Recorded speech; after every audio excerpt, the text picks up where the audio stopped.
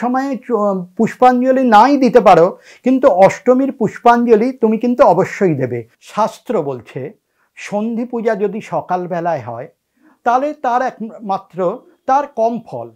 সন্ধি পূজা যদি মহানিশীতে হয়, মহানিশীতে হলে তার দ্বিগুণ ফললাভ হয়। পৌরাণিক শাস্ত্র তুমি পুজো করছো, ফল তুমি পরে পাবে, কিন্তু তন্ত্রশাস্ত্রে তন্ত্রের যে পুজো হচ্ছে সেই পুজোতে ফল সরাসরি হচ্ছে। আশ্বিনের শারদ প্রাতে বেজে উঠেছে আলোকমঞ্জিত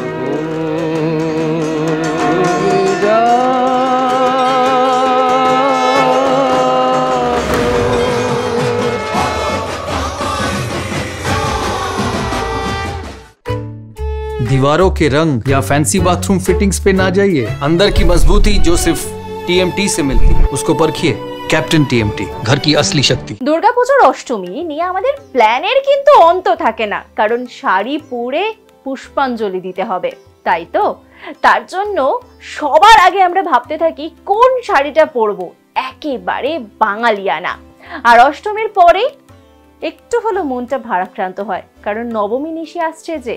মনটা বলে কি করব, এরপর তো মা দুর্গা আবার কৈলাস পাড়ি দেবেন। তবে এই অষ্টমী শেষ আর নবমীর শুরু, মানে অষ্টমী শেষের 24 মিনিট আর নবমীর শুরুর 24 মিনিট, এই যে সন্ধিক্ষণ, এই সন্ধিক্ষণেই সন্ধি পুজো হয়। আর সেই সন্ধি পুজোতে 108টা পদ্ম লাগে, 108টা প্রদীপ প্রজ্বলন করা হয়। কিন্তু কেন বলুন তো 108টা প্রদীপ, 108টাই পদ্ম লাগে?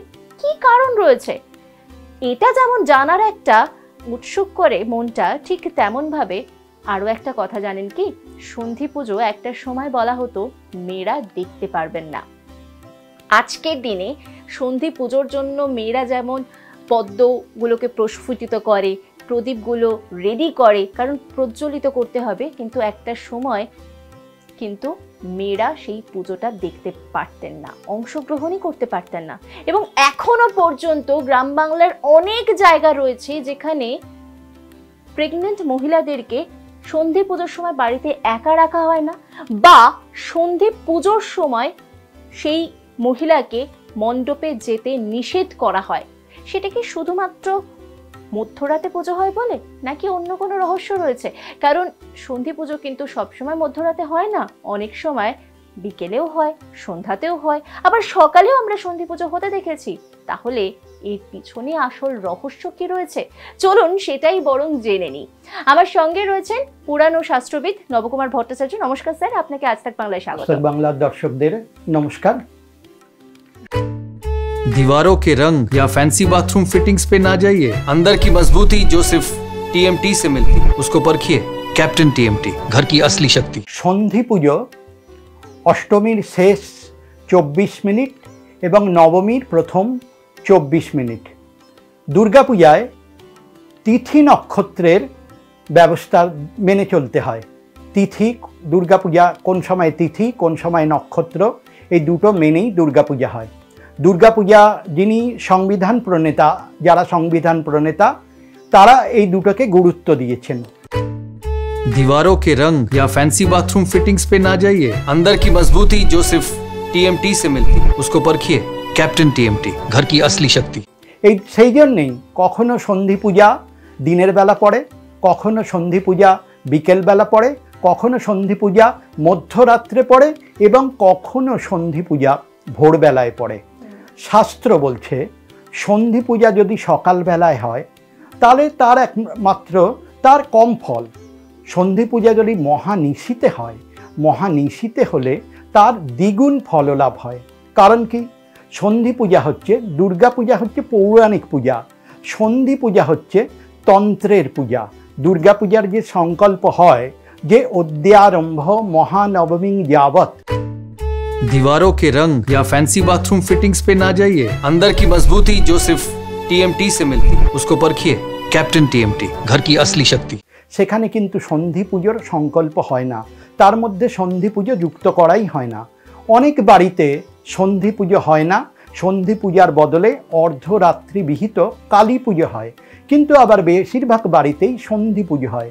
সন্ধি পুজোর মধ্যে দেবী এতক্ষণ যে প্রতিদিন যে পুজো হচ্ছে সেটি হচ্ছে পুরাণের পুজো, কিন্তু ওই ক্ষণটি যে 48 মিনিট, এই 48 মিনিট হচ্ছে তন্ত্রের পুজো। তন্ত্রের পুজোতে বলা হচ্ছে অত্র যা ক্রিয়তে পূজা বিজ্ঞাসা মহাফলা। তন্ত্রের পুজোয় সরাসরি ফল, তন্ত্রশাস্ত্র পৌরাণিক শাস্ত্র তুমি পুজো করছো, ফল তুমি পরে পাবে, কিন্তু তন্ত্রশাস্ত্রে তন্ত্রের যে পুজো হচ্ছে সেই পুজোতে ফল সরাসরি হচ্ছে, এবং সরাসরি ফল পাওয়ার জন্যে সেখানে যা যা ক্রিয়া উপস্থিত হচ্ছে, 108টি প্রদীপ জ্বালতে হচ্ছে, 108টি পদ্ম ওই সময় দেয়া হচ্ছে। 108-এর মূল্য কী শাস্ত্র বলছে, শাস্ত্রর সঙ্গে শাস্ত্রের যোগ আছে। আমরা সপ্তশতী চণ্ডীর গুপ্তবতী টিকাতে দেখতে পাচ্ছি, যেখানে আপনারা সেই গল্প জানেন যে মেধস মুনির কাছে সুরত রাজা এবং সমাধি বৈশ্য উপস্থিত হয়েছে, তিনি তাকে তাদের দুর্গা পূজা করতে বলেছেন। তারা তো দুর্গা পূজা জানে না, পরবর্তীকালে যাদের দুর্গা পূজা করবেন তিনি তাদের বলেছেন যে সকালবেলা 108 বার দুর্গা নাম জপ করো, রাত্রিবেলা 108 বার দুর্গা নাম জপ করো। তো এই 108 বার তিনি কেন বললেন? শাস্ত্র থেকে শাস্ত্র বলছে, আমরা যদি চরক সুশ্রুতের যে সুশ্রুত সংহিতা দেখি, একজন মানুষ ব্রহ্ম মুহূর্ত থেকে মহানিশা অবধি 21,600 বার শ্বাস প্রশ্বাস গ্রহণ করে। সুশ্রুত সংহিতা সেখানে বলছে, যেটা চরকের লেখা সুশ্রুত সংহিতা। একটি মানুষ ব্রাহ্ম মুহূর্ত থেকে মহানিশা অবধি 21,600 বার শ্বাস প্রশ্বাস গ্রহণ করে। এই যে বলেছেন যে মেধস মুনি, যে সুরত রাজা এবং সমাধি বৈশ্যকে তোমরা কিন্তু এটা ভালোভাবে জপ করবে, তার মানে তারা 100% ওতে মনটা তাকে লাগাতে বললেন। 21,600-কে 100 দিয়ে ভাগ করুন, 21,600-কে 100 দিয়ে ভাগ করলে হয় 216। এই 216-কে 100 আবার 2 দিয়ে ভাগ করুন, দিনের বেলা 108 বার, রাত্রিবেলা 108 বার। এই যে হৃদয়ের সঙ্গে যে দুর্গা নাম জপ, যে শ্বাস প্রশ্বাসের সঙ্গে দুর্গা নাম জপ করছি, হৃদয়ের সঙ্গে অঙ্গাঙ্গিভাবে মায়ের নাম যুক্ত হয়ে গেল। এই যে জপ করা, আমরা যখন পদ্ম দিচ্ছি, প্রদীপ জ্বালাচ্ছি, 108টা পদ্ম দিচ্ছি, দুর্গা নাম করেই তো দিতে হবে।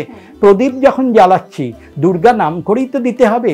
এই 108 বার আমার হৃদয়ের সঙ্গে, আমার হৃদয়ের দেবতাও মা দুর্গাকে স্মরণ করছেন। সেই জন্যে আরেকটি কথা, এই যে মেয়েরা যে যোগদান করতে পারবে না বলা হচ্ছে, এটি একটি কুসংস্কার। রঘুনন্দন এবং দুর্গা ভক্তি তরঙ্গিনী তার যে বচন সংবিধান সেখানে বলছেন, আমি একটি বচন সেখানে দেবী পুরাণে বলা হচ্ছে যে দুর্গায়া দর্শনম পুণ্যম দর্শনাৎ অভিবন্দনম বন্দনাৎ স্পর্শনম শ্রেষ্ঠম সর্বশ্রেষ্ঠ হি পূজনম। যদি একজনকে প্রকৃতিরই পূজা হচ্ছে, প্রকৃতিকে যদি আলাদা করে দিয়ে রাখি তাহলে প্রকৃতির আরাধনা কিভাবে সম্ভব? সেই জন্যে রঘুনন্দন বলছেন, অষ্টম্যাং সন্ধি যোগে সকল পরিজনই পূজয়েত সত্যভাবই। সকল পরিজনকে নিয়ে তুমি সন্ধি পুজোয় অংশগ্রহণ করবেন।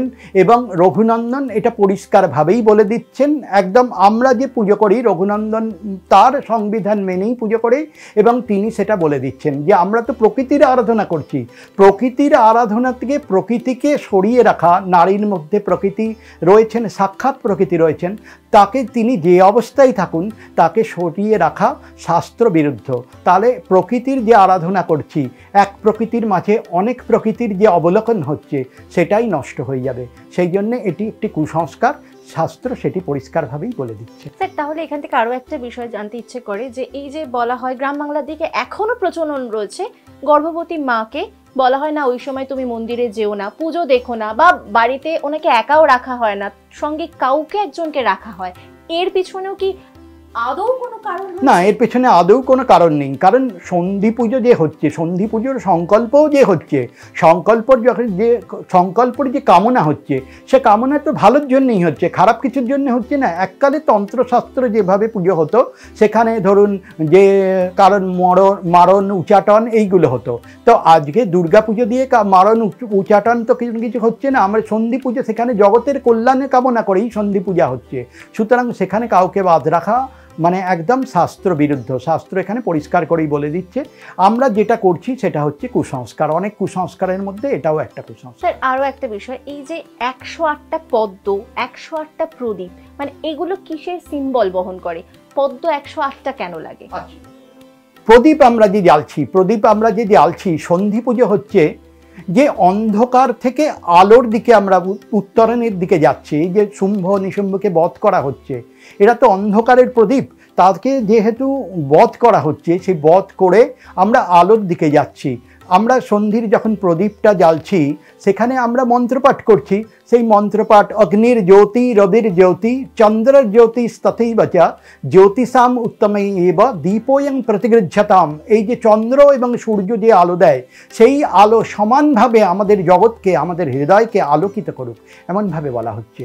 আমরা যে পদ্ম দিচ্ছি, পদ্ম মানে পুষ্পদান করছি, মাকে যে পুষ্পদান করছি, আমাদের মনের মধ্যে যে অন্ধকার কলিমা রয়েছে, সেই অন্ধকারটা দূর করার জন্যই গন্ধ তাকে দিচ্ছি, মাকে চন্দন দিয়ে। সচন্দন পঙ্কজে পুষ্পম, পঙ্কজ যেমন প্রস্ফুটিত হয়ে থাকে, আমাদের হৃদয়ের যে পদ্ম যেখানে আছে, আমরা যখন ন্যাস করি তখন আমরা ওই পদ্মটাকে প্রস্ফুটিত করি। সেই পদ্ম আমাদের হৃদয়ে প্রস্ফুটিত হোক, আমরা সকলকে তাহলে সমান দৃষ্টিতে দেখতে পারবো, সকলের প্রতি আমাদের সমান ভাবনা থাকবে। এই ভাবনাটুকুই হচ্ছে। আর এর পাশাপাশি আরও একটা বিষয় সন্ধি পুজোর যে মানে বৈশিষ্ট্যর মধ্যে পড়ে, বলা হয় মা এই সময় নিজে আসেন, এবং এই মানে প্রচলন রয়েছে। হ্যাঁ, মা এই সময় নিজে আসেন। মা অষ্টমী থেকেই আসেন। কারণ কি, শাস্ত্র একটি কথা বলছেন যে তুমি অন্য সময়ে পুষ্পাঞ্জলি নাই দিতে পারো, কিন্তু অষ্টমীর পুষ্পাঞ্জলি তুমি কিন্তু অবশ্যই দেবে।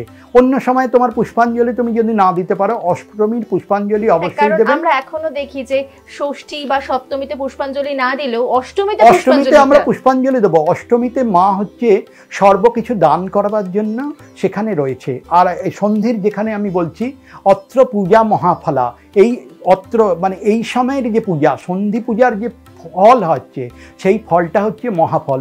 মানে সন্ধি পূজার যে ফল আমরা কামনা করছি, সেটা তাড়াতাড়ি ফলে যাবে। আমরা মায়ের কাছে যা কিছু জানাবো তন্ত্রের দৃষ্টিতে সব কিছু তাড়াতাড়ি হয়। এই জন্য বেশ, অসংখ্য ধন্যবাদ স্যার আপনাকে। এই মুহূর্তে দাঁড়িয়ে সন্ধি পূজা নিয়ে প্রচুর আলোচনা হয়, এখনো গ্রাম বাংলার দিকে প্রচুর কুসংস্কার রয়েছে, কিন্তু সত্যিই কি সেই বিষয়গুলোর সঙ্গে শাস্ত্রের কোনো যোগ রয়েছে? না, শাস্ত্রের কোনো যোগ নেই, তার শুধুমাত্রই কুসংস্কার। এরকমই পুজো নিয়ে যদি আরো কোনো ইতিহাস জানতে চান, তাহলে অবশ্যই নজর রাখুন আজ তাক বাংলার ইউটিউব স্ট্রিমিং এ। লাইক, কমেন্ট, শেয়ার এবং সাবস্ক্রাইব করতে ভুলবেন না। আশ্বিনের শারদ প্রাতে বেজে উঠেছে আলোকমঞ্জিত